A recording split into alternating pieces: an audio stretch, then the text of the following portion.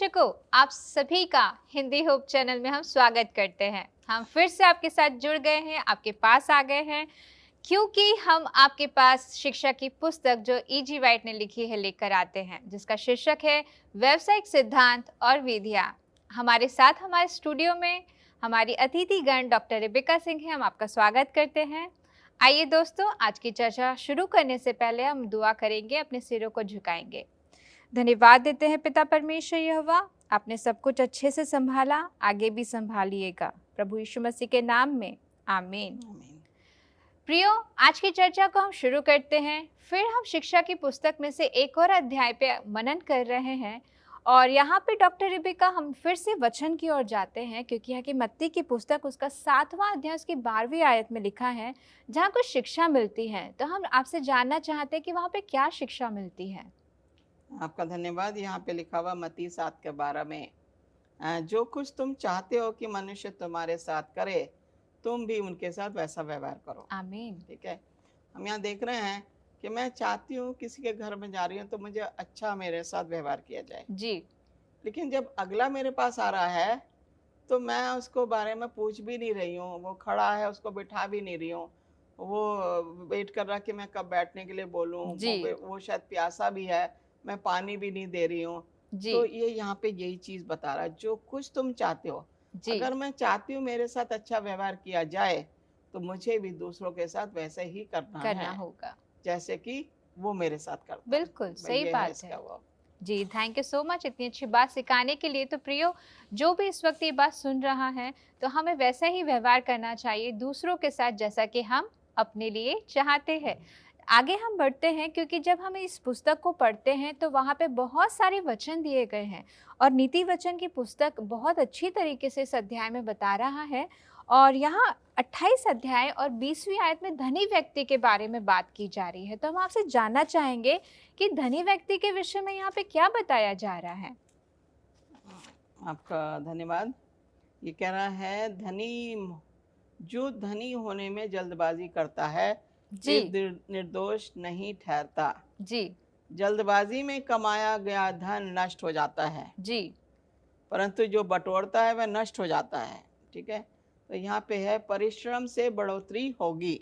आमीन। तो यहाँ पे मैं पढ़ रही हूँ इसका 28 का 20 में लिखा हुआ है, सच्चे मनुष्य पर बहुत आशीर्वाद होते हैं परंतु जो धनी होने में उतावली करता है वह निर्दोष नहीं ठहरता। मतलब वो दोषी ही उसे बोला जाएगा। जी। हम देखते हैं कि आजकल की जनरेशन जो है जल्दी ही धन कमाना मांगते हैं जी। और जल्दबाजी में जो है वो दोष कर लेते हैं, दोषी बन जाते हैं। अब ये देखें, लोग आजकल इंजीनियरिंग है, डॉक्टरेट है और वो भी दुनिया भर की डिग्रीज हैं, MBAs वगैरह की जी। और वो चाहते हैं कि जल्दी से ज़्यादा धन कमाएं। बिल्कुल। वो कोशिश में रहते हैं कि ऐसा पैकेज मिले मुझे कि मैं बहुत अच्छी मेरी लाइफ हो जाए, मेरे पास कार भी हो, मेरे पास घर भी हो, मेरा सब कुछ हो। लेकिन ये जल्दबाजी में जो धन कमाया जाता है वो गलतियां भी करते हैं। सही बात है ना। अब स्मगलर्स ले लीजिए, वो धन कितना जल्दी कमाते हैं जी। ये क्राइम वाले जो हैं, क्रिमिनल्स जो हैं, वो जब लोगों को अपने उसमें लेते हैं तो क्या करते हैं जी, पैसे का लालच देते हैं। बिल्कुल। तो यहाँ पे कह रहे हैं जब हम जल्दबाजी में धन कमाते हैं वो हमारे लिए पाप का धन होता है। बिल्कुल। इसलिए हम दोषी ठहराए जाएंगे जी। तो ये यहाँ पे बता रहा है। जी डॉक्टर रेबिका, हम आपसे और प्रश्नों की ओर आगे जाना चाहेंगे, क्योंकि हम धनी की बात कर रहे हैं और उतावलेपन की बात कर रहे हैं। यहाँ पे दो टॉपिक की भी बात है। उधार लेने वाले की बात यहाँ पे बताई गई है कि उधार लेने वाला उधार देने वालों का जो दास क्यों हो जाता है। बड़ा अच्छा लिखा हुआ यहाँ पे, देखा हुआ 22 का 7 नीति वचन में जी। सुलेमान बादशाह कह रहा है, उधार लेने वाला उधार देने वाले का दास हो जाता है। जी। अब यहाँ पे हम देखें दास कैसे होता है। आपने पैसा ले लिया, अब अक्सर लोग शादी के ले लेंगे, एजुकेशन के ले लेंगे या कुछ और ले लेंगे प्रॉपर्टी वगैरह के लिए जी, लेकिन वो उसको पे नहीं कर पाते जी, है ना। जब हमने उधार ले लिया और हम उसे पे नहीं कर पा रहे जी, तो हम तो उसके दासी हो जाएंगे। बिल्कुल, है ना जी। पहले जमाने में जो दासों को खरीदा जाता था जी, है ना। खरीद के उनसे काम कराया जाता था। जी तो ये अगर हमने उधार लिया है, अभी तो खैर ऐसा ज़माना नहीं है, जी लेकिन क्या है, कोर्ट केस कर देते हैं, उसे जेल में बंद करने की कोशिश बिल्कुल। करते हैं कि ये पे नहीं कर पा रहा, जी या कुर्की करा देंगे, या बैंक वाले आ जाएंगे जिनसे लोन लिया है। जी तो यहाँ पे कह रहा है उधार लेने वाला जो है उधार देने वाले का दास हो जाता है। उधार देने वाले का तो हाई रैंक हो गया, जी और जिसने लिया है और जो दे नहीं पा रहा, वो क्या होता है, वो आंखें मिला के नहीं बात करेगा। जी अक्सर देखा होगा जो कर्ज लेता है वो हमेशा उसके अंदर जो एक गिल्ट रहता है, जी मुझे कर्जा जी देना है, मुझे देना है। कर्जा देना है।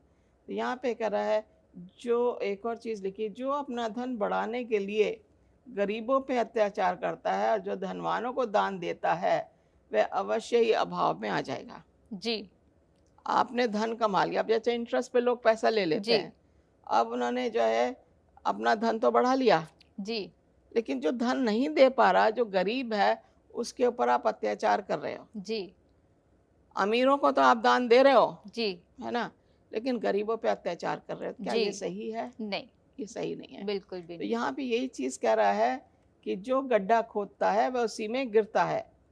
नीति वचन 23:10-11 में लिखा हुआ है, जी और उसकी 22 की 16 में भी लिखा हुआ है, 26 के 27 में भी लिखा है, जी जो गड्ढा खोदता खो है देता है, उसी में वो गिर जाता है। बिल्कुल 26 का मैं पढ़ देती हूँ यहाँ पे, जी सही बात है 26 का 27 में, जी,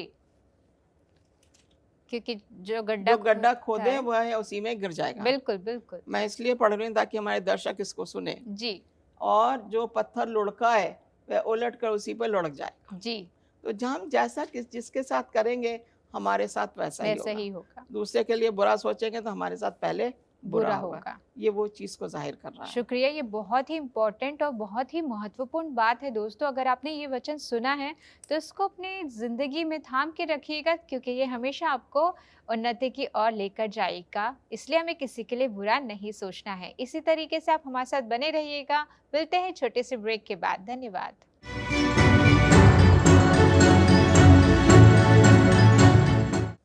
प्रिय दर्शकों, हमारे साथ इस तरीके से जुड़े रहने के लिए धन्यवाद। आइए आगे की चर्चा को बढ़ाते हैं और भजन संहिता, नीति वचन, मत्ती की पुस्तक और शिक्षा की पुस्तक के बारे में से हम और अध्यायों में जाके, वचनों में जाके हम अध्ययन करते हैं।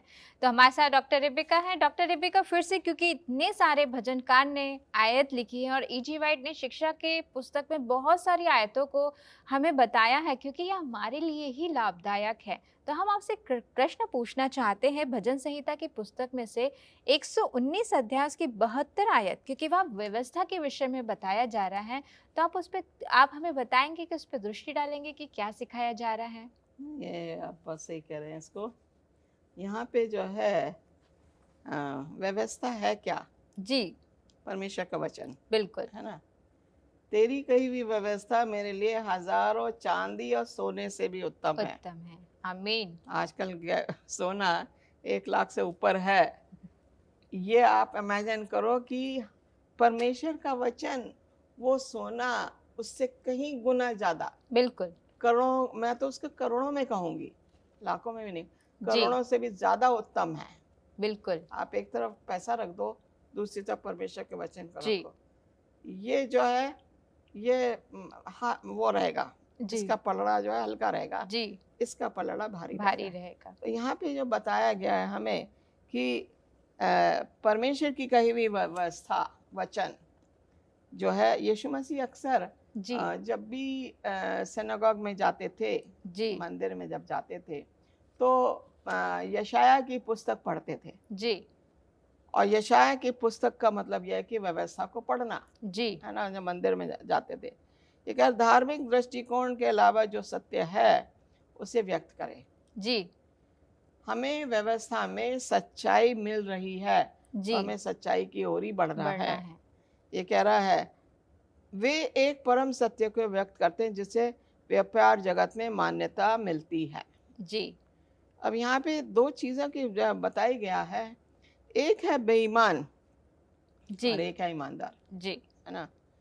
ये कह रहा है, जुनून के इस युग में भी जब प्रतिस्पर्धा इतनी तीव्र है और तरीके इतने बेईमान हैं, ये अभी भी व्यापक रूप से स्वीकार किया जाता है कि जीवन की शुरुआत करने वाले एक युवा व्यक्ति के लिए ईमानदारी, जी परिश्रम, संयम, पवित्रता किसी भी राशि के पैसे से बेहतर पूंजी है। सही बात है। ओके, तो यहाँ पे कह रहा है हमें बेईमानी नहीं करनी, बिल्कुल और आजकल बेईमानी सबसे ज्यादा हो रही है। जी जो परमेश्वर से दूर है उन्हें पता ही नहीं ऑनेस्टी है ही क्या, जी लेकिन जो परमेश्वर के साथ ईमानदारी से रहता है वो भी बेईमानी कर लेता सही बात है। क्यों? लालच आ जाता है। जी जब लालच आता है तो फिर ईमानदारी एक तरफ हो जाती है, बेईमानी हमारा साथ देती है, जी झूठ हमारा साथ देता है, बिल्कुल परमेश्वर हमें त्याग देता है सही बात ना। है। तो हमें ऐसा जो है यहाँ पे जो भजनकार हमें बता रहा, दाऊद बता रहा है, वो भी बड़े अहम बात बता रहा है, हमारी अच्छाई के लिए बात बता रहा है। जी तो हम क्या कर रहे हैं? क्या हमें इन अच्छाइयों को अपनाना चाहिए कि नहीं? बिल्कुल जब हम यहाँ पे हम अनुभव देख रहे हैं ईमानदारी और बेईमानी, जी ठीक है, आपने देखा ईमानदारी का पलड़ा हमेशा भारी रहेगा। बेईमानी से कमाई गई दौलत वो वैसे ही खत्म हो जाती है। बिल्कुल सही बात है। ईमानदारी से आपके पास जो है, आपको बरकत मिल रही है, बिल्कुल आपको ब्लेसिंग्स मिल रही है, तो जी उसी ब्लेसिंग्स को आप पकड़ो, बिल्कुल उससे पीछे नहीं हटना है। सही बात तो है। जब हमें परमेश्वर ब्लेसिंग दे रहा, हमारे चीज़ों को पूरी कर रहा है, हमारी किसी चीज़ की कमी नहीं होने दे रहा है, जी तो हमें ईमानदारी से ही परमेश्वर के वचन पे रहना चाहिए। आमीन। धन्यवाद कि ईमानदारी के बारे में हमें बहुत गहराई से सोचने की ज़रूरत है दोस्तों, क्योंकि आज संसारिकता का जितना भी पैसा अगर आपके सामने है, लेकिन अगर परमेश्वर और परमेश्वर की आशीष नहीं है तो कुछ भी हम इस संसार में नहीं कर पाएंगे। यही वास्तविकता है। तो वास्तविकता को पहचाने, ना कि संसारिकता में हम खो जाएं। तो इस चर्चा को हम फिर से आगे जारी रखते रहेंगे। हम आपसे पूछना चाहते हैं, क्योंकि मरकुस की पुस्तक के बारे में भी यहाँ पे बात की जा रही है, और उसका 13वां अध्याय उसकी 4 आयत भी काम के विषय में बातचीत करता है। तो आप हमें उसके बारे में बताएंगे? ये जो मरकुस 13:34 में जो लिखा है, जी हर एक इंसान को उसकी क्षमता के मुताबिक बिल्कुल काम दिया गया है। अब मैं जो हूँ, मेरा काम ऑफिस का है तो मैं टीचिंग भी कर सकती हूँ, जी लेकिन मेरे को कोई कहे झाड़ू लगाओ तो मैं झाड़ू नहीं लगा पाऊंगी, जी अगर लगा भी दूंगी, मगर जो जिसका काम है वो अच्छे से उसके कर सकता मुताबिक है। अगर मैं नहीं कर रही हूँ, जी मैं दूसरे के काम में हमें नहीं फंसना चाहिए। जी जो काम हमें दिया गया है हमें उसी से संतुष्टि होनी चाहिए। बिल्कुल लेकिन कुछ लोग रहते हैं कि दूसरों का भी काम करें। जी हम 13:34 में मैं पढ़ रही हूँ आपके सामने, जी क्योंकि मैं चाहती हूँ हमारे दर्शकगण बिल्कुल बाइबल से खोलें और देखें कि हम जी क्या बोल रहे हैं, कि हम अपनी मर्जी से नहीं बोल रहे नहीं हैं। बोल रहे हैं। परमेश्वर का वचन कह रहा है, यहाँ पे कह रहा है, जी ये उस मनुष्य की सी दशा है जो परदेश जाते समय जी अपना घर छोड़ जाए और अपने दासों को अधिकार दे और हर एक को उसका काम बता दे, जी ठीक है, और द्वारपाल को जागते रहने की आज्ञा दे, जी ठीक है, हर एक को उसका काम बता दे। बिल्कुल अगर जो फसल जिसने जमीन को करना है, प्लाव करना है, जी वो करेगा, बीज बोने वाला बीज ही बोएगा, बिल्कुल फसल काटने वाला फसल ही काटेगा, जी घर का काम करने वाला घर का काम ही करेगा। जी जो इनको काम दिया गया, यहाँ पे कह रहा है, इस प्रकार हमारा व्यवसाय या बुलावा परमेश्वर की महान योजना का एक हिस्सा है। जी अब जैसे पास्टर्स लोग हैं, जी हम पास्टर का काम तो नहीं कर सकते, जी प्रीचिंग जरूर कर लें हम, जी लेकिन वो पास्टर का काम है। जी टीचिंग का काम है, टीचर ही कर सकता है, जी एक सोल्जर तो नहीं कर पाएगा, बिल्कुल है ना।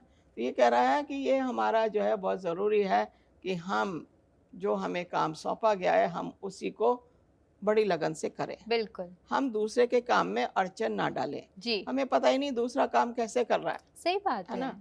ये कह रहा है, और जब तक ये उसकी इच्छा के अनुसार संचालित होता है तब तक वह स्वयं परिणामों के लिए जिम्मेदार है। अगर मैंने अपना काम किसी और को दे दिया और वो नहीं कर पा रहा है, जी तो मेरे से तो कौन हिसाब लेगा? परमेश्वर ही तो परमेश्वर। हिसाब लेगा। याजक का काम हम नहीं कर सकते, सही बात याजक है। का काम याजक ही करेगा। तो बिल्कुल हम जब हम अगर याजक के काम में, जैसे नादाब और अबीहू ने किया जी था, उनको वहीं ख़त्म कर दिया। जी तो ये बहुत ज़रूरी है कि जो हमें काम सौंपा गया है हम उसे पूरी लगन से करें और हम कह रहे हैं अपना काम जो हमें दिया गया उसको हमें करना चाहिए। जी, धन्यवाद। तो प्रियो, हमें अपने काम बहुत ही ईमानदारी से और पूरी शक्ति के साथ करना है, क्योंकि परमेश्वर ने हमें सारी बातें वचन के द्वारा बता दी हैं। ऐसी कोई बात नहीं है कि मनुष्य अपने मन से कहता है, लेकिन जब आप वचन पढ़ते हैं तो आपको सारी बातें आपके समक्ष मिल जाएगी। तो इसी तरीके से आप हमारे साथ जुड़े रहिएगा। मिलते हैं छोटे से ब्रेक के बाद।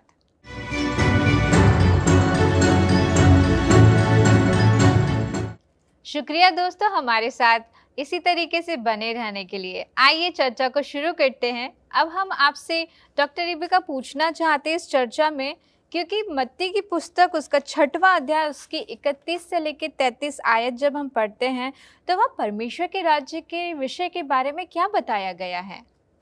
ये कह रहा है मत्ती 6:31 से 33 में, पहले तुम परमेश्वर के राज्य और उसकी धार्मिकता की खोज करो जी, तो ये सब वस्तुएं तुम्हें मिल जाएंगी। आमीन। ओके, यहाँ पे कह रहा है जो मनुष्य को धन संपत्ति प्राप्त करने की शक्ति देता है वह इस उपहार के साथ एक दायित्व भी बांधता है। जी, हम जो कुछ भी प्राप्त करते हैं उसमें से एक निश्चित भाग किसका है? परमेश्वर का। परमेश्वर पिता ठीक का। है, तो यहाँ पे बड़े अच्छी तरीके से बताया गया है। लय व्यवस्था उसका निश्चित भाग वो देता है। तो जी, यहाँ पे मैं पढ़ूंगी, यहाँ पे 6 का 31 से 33। जी, इसलिए तुम चिंता करके ये ना कहना कि हम क्या खाएंगे, क्या पिएंगे या क्या पहनेंगे, जी, क्योंकि अन्य जातियां इन सब वस्तुओं की खोज में रहते हैं, पर तुम्हारा स्वर्गीय पिता जानता है कि तुम्हें इन वस्तुओं की आवश्यकता है।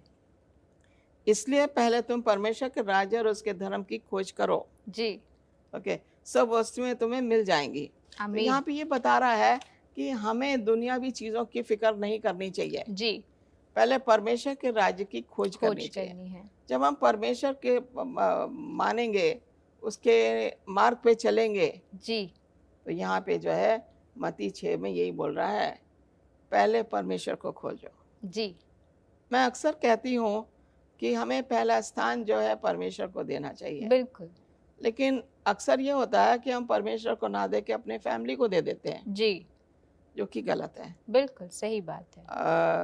यीशु मसीह ने वेरी क्लियरली कहा है, जी, जो मुझे छोड़ अपने कुटुंब का या अपने परिवारजनों को ज़्यादा स्थान देता है, जी, वो मेरा दास नहीं हो सकता। जी, ठीक है, तो यहाँ पे यही है कि हमें पहले परमेश्वर को खोजना है। जी, हम देखते हैं चेले थे, जी, यूहन्ना और पतरस और ये शिमोन वगैरह जो थे और अंद्रयास, यीशु मसीह ने उनसे कहा मेरे पीछे हो लो। जी, उन्होंने पीछे मुड़ के ही नहीं देखा। जी, किसके सही बात पीछे? है। यीशु मसीह के पीछे हो लिए। तो उन्होंने ये नहीं देखा कि हम क्या खाएंगे, यीशु मसीह जी, के साथ जाएगा, तो उन्होंने कहा मेरे पीछे हो लो, तो हो लिए। जी, जहाँ यीशु मसीह जा रहे हैं वो वहाँ जा रहे हैं। जी, उन्होंने 3.5 साल रह के यीशु मसीह के साथ रह के सेवकाई उनका करी। कोई नुकसान नहीं हुआ, जी, उनकी हानि नहीं हुई, उनका लाभ हुआ जी, यीशु मसीह के साथ चलने में। जी, तो बहुत ज़रूरी है हमें परमेश्वर के राज्य की खोज करना है। आमीन। उसके बाद आपको ये खाने पीना रोटी कपड़ा मकान अपने आप मिल जाएगा। जी, बरकतें इतनी ज़्यादा आपके पास आएंगी कि आप लेना भूल जाओगे। तो बहुत ज़रूरी है कि हम परमेश्वर के राज्य की खोज करें। जी, धन्यवाद इतनी अच्छी बात को बताने के लिए। क्योंकि प्रियो, परमेश्वर के राज्य की क्या आज हम मैं आपसे क्वेश्चन अगर पूछूं कि क्या आज हम परमेश्वर के राज्य की खोज कर रहे हैं, तो ये बहुत बड़ा सवाल हम सभी के सामने पाया जाता है। आगे हम बढ़ेंगे। डॉक्टर रिबिका, हम आपसे पूछना चाहते हैं, क्योंकि जब हम लय व्यवस्था की पुस्तक पढ़ते हैं उसका 27 अध्याय उसकी 30 से लेकर 32 आयत, वहाँ एक शब्द है दशमांश। तो आप हमारे दर्शकों को इस दशमांश के बारे में बताना चाहेंगे? ये लय व्यवस्था में जो बोला है, भूमि का सारा दशमांश, चाहे भूमि के बीज का हो, जी, चाहे वृक्ष के फल का हो, चाहे गाय बैल का हो, चाहे भेड़ बकरी का, जी, यहोवा के लिए पवित्र होगा। आमीन। ठीक है, फिर कह रहा है उत्पत्ति 28:22 में लिखा हुआ है जी, कि याकूब ने जब रात में ड्रीम देखा, जब वो जी, पत्थर लगा के सो जाता है, अपने भाई से भागता है, तो उसको एक सीढ़ी दिखती है जो आसमान जी, से नीचे है और फरिश्ते ऊपर नीचे आ रहे हैं, बिल्कुल। उसकी आँख खुल जाती है। जी, तो वो ये कहता है, वो पत्थर पे उसने तेल डाला और कहा, जी। परमेश्वर अगर तू मेरे परिवारजनों में वापस लाएगा जी। तो मैं तुझे दशमांश दूंगा। दूंगा। ये सबसे पहला वायदा जो है याकूब ने परमेश्वर से किया। अब क्यों हमें दशमांश करना चाहिए, जी। ये सोचने वाली बात है। ये जो मैंने साड़ी पहन रखी है मेरी है, नहीं, किसकी है? परमेश्वर ने परमेश्वर के दिया द्वारा है। मुझे दी गई बिल्कुल। है ना। तो यहाँ पे कह रहा है सारे दशमांश भंडार में लाओ। ओके, उसने कहा जो कुछ तू मुझे देगा उसका 10वां अंश मैं तुझे दूंगा। दूंगा। याकूब ने प्रॉमिस किया था और वाकई में उसने अपना प्रॉमिस पूरा किया। पूरा किया। तो यहाँ पे कह रहा है ईश्वर का आदेश है कि सारा दशमांश में लाओ। जी। तुम मुझे वो तो आजमा के तो देखो बिल्कुल। कि तुम्हारे लिए मैं आकाश के झरोखे खोल दूंगा। जी। मत्ती 3:10-12 में लिखा हुआ है। जी। तो यहाँ पे कह रहा है ये एक साधारण ईमानदारी का मामला है। जी। अब यहाँ कहते हैं तुमने जो है तुम चोरी कर रहे हो। जी। पर क्यों चोरी कर रहे हैं?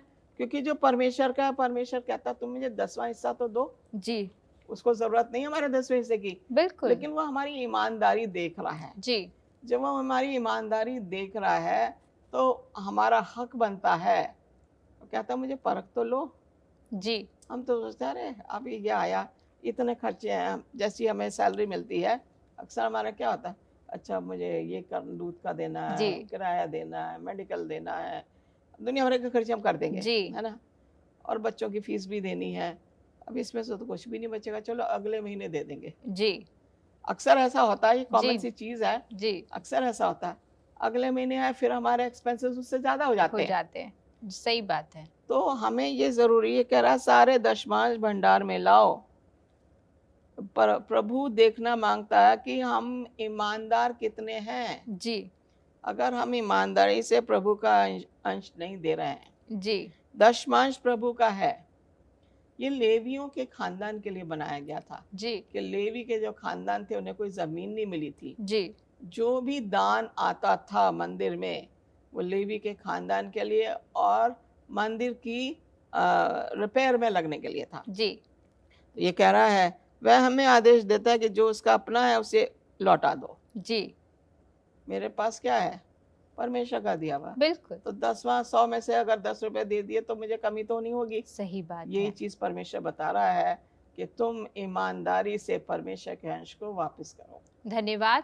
तो प्रियो, मैं विश्वास करती हूँ कि आज आपने बहुत अच्छी बातों को सुना है, दशमांश के बारे में देखा है हमने, और बहुत सारी ऐसी बातें जो हमें अपनी ज़िंदगी में लागू करने की ज़रूरत है। तो परमेश्वर हम सभी को इस अध्यायों के द्वारा बहुतायत की आशीष दे। ये वक्त है आपसे हमारा विदा लेने का, लेकिन अगले एपिसोड में हम आपसे फिर मिलेंगे। धन्यवाद।